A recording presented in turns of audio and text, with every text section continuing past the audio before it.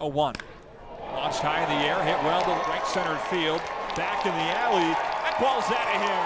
Jac Caglianone takes a trip around the bases. From MLB.com, this is the Morning Lineup Podcast. I'm your host, Mandy Bell. Today is Tuesday, June 3rd, and I hope you spent your Lou Gehrig Day honoring the man himself, and of course, my bestie, Sarah Langs. I know I loaded up on more Baseball is the Best gear with all proceeds going to Project ALS. Because let's face it, baseball is the best. And why is it the best today? Because one of the top draft picks from last year's draft, just 11 months ago, is on his way to the majors. We'll get into everything you need to know to be prepared for Jac Caglianone's debut, and we'll of course recap all of the biggest stories from last night, including the first 40-win team and a first at baseball's oldest ballpark. As always, we'll do it all in under 10 minutes. Let's get to it. Jac Caglianone sat in his AAA manager Mike Jirschle's office thinking he was going to get talked to about hitting the knob of his bat on the dugout steps or something minor like that. He had no idea what the conversation was about to be. You feel like you're at the point where you could help, like them up there? You think you could? Yeah. All right, well then you can get on the charter tomorrow night and go with them. What they do. Holy cow. I ain't going that. This is an emotional moment for every minor leaguer. The work they've put in their entire lives is finally paying off. The dream they've had since they put on a Little League uniform is about to become a reality. But for someone like Caglianone, it may be even more special. Caglianone was one of the biggest names coming out of the 2024 MLB draft. He had first overall pick type of potential, though luckily for the Royals, he wasn't taken until the 6th selection. Since then, he became MLB Pipeline's number 10 overall prospect, mostly because of his raw power. This is a 6'5" left-handed presence in the box, and in 50 games split between Double and AAA this season, he's already hit 15 homers, third most of all minor league players.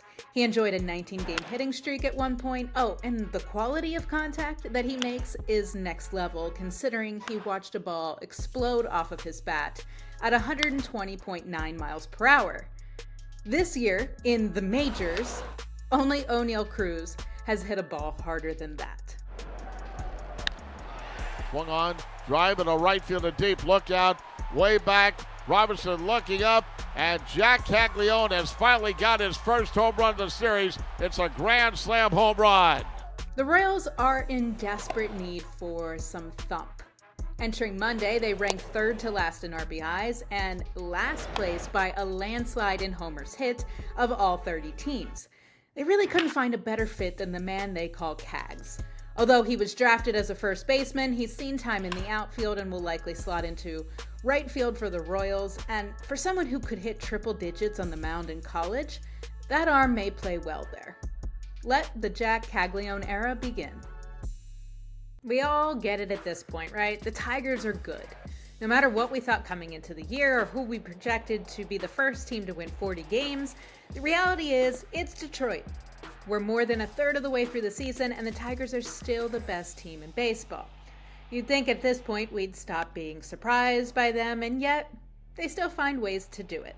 I don't even know what to start with this time. Should I go with the explosive offense or the defensive play that sums up how everything has gone right for them so far this year? I guess when you hit 3 bombs, you deserve to go first. Carey, one more time. Carey Carpenter's got 2. He has 3. This marked Carey Carpenter's first career 3-homer game. In fact, no Tigers player has enjoyed a 3-homer game in nearly a decade since Victor Martinez on June 16, 2016. But somehow this was just a small-ish fraction of the overall offensive production. 16 hits, 13 runs, a double and a triple from Parker Meadows in his season debut after starting the year on the 60-day IL with a nerve problem in his upper arm, and 2 more homers to back up Carpenter's hat trick. And yet, maybe none of this was even the best highlight of the day. Because how many times are you watching a game and a pop-up down the third baseline in foul territory is caught thanks to an assist, with one player sliding on his knees and the other not even realizing he has a chance to be part of the play? Just listen to this. Palacios was off balance on a curveball. It's a pop-up third base side. It's a long rod. Dingler tips it. Oh, no, come on! Zach McKinstry hauls it in. Wow! The momentum has been in the Tigers' favor all season, and it isn't slowing down now after a 13-1 win over the White Sox. After the break, we'll talk about a first at Fenway Park. You know, the park that opened all the way back in 1912. 41,317. That's how many days Fenway Park has been open. Think of how many players have stepped on that field, how many teams have ushered into the visiting clubhouse, how many feats and oddities have happened between the lines. And yet, until yesterday, there had never been a first inning quite like this. Neto with a swing and a drive out to left field. That one's hit a ton. Up and over the monster to start the ball game. 1-0 Halos. Mike swings and sends a drive out to left center field. Yeah, baby! Get that one up over the monster. I would have loved to have seen that ball land on the street. Maybe that one lands on the street. Oh man! Joe Adele with a long solo shot. That's 3 here in the first inning. For the first time since the park opened its doors, a visiting team hit 3 homers in the first inning. As you just heard, that was Zach Neto, Mike Trout, and Joe Adele, and it was certainly needed since the Angels only went on to win 7-6. For Neto, that was his 5th leadoff blast of the season, and that was the 8th homer of the year for Adele. But let's focus on Trout for a second. When Trout got hurt again, Angels fans everywhere had to have felt the same frustrations. No, this isn't a young, spry Trout in his prime anymore, but certainly this is still one of the best players in the game, as long as he can stay healthy. And since he came back from the IL, he's been scorching hot. The 454-foot blast over the Green Monster was just icing on the cake. Trout is just one of 3 players to hit 2 homers at least 450 feet this year, joining Kyle Schwarber and Eugenio Suarez. And Trout's done it in just 33 games. So don't look now, but I think it's safe to say that Trout's heating up. Elsewhere around baseball, once again the stars were out in LA. And he gets this one in the air to deep right field. Teoscar Hernandez goes back, takes a look, and it's out of here.